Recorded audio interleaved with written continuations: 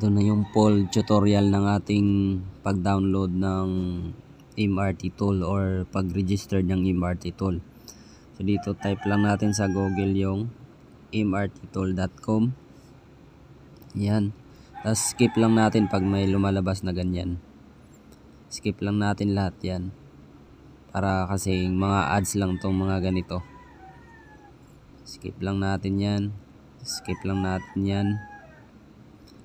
Tapos punta lang tayo dito sa ayan, sa gilid, registered. Click lang natin yan. Tapos dito, create ka lang na account mo.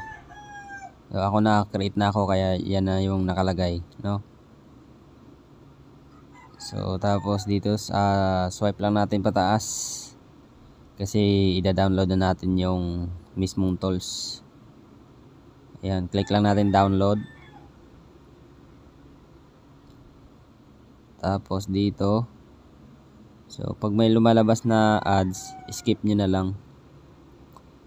Ayan. Tapos dito, mega yung pipiliin ko.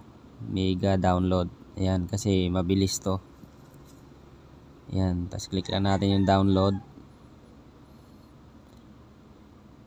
Antayin lang natin matapos. So kung ano yung niregistered nyo kanina, yun din yung i-type nyo dun sa mismong mismong tools. Wag nyo kalimutan yon. So ito, no, nasa download na tayo, extract lang natin yan. Tapos dito yung mismong tools natin, run na lang natin. Ayan, run administration. So bago kayo magbukas ng tools, kailangan off nyo muna yung Windows security nyo. Kasi itong ating ginagamit, ito ay crack. So yan, sundan nyo lang yung ating guide dyan, no? Yan, so dito, yung kung ano yung ni-register nyo kanina, yun rin yung ita-type nyo dito, no? Yung username. Yan, type nyo lang yung username. Tapos yung password na nilagay nyo kanina doon. So yun lang yung ita-type nyo dito.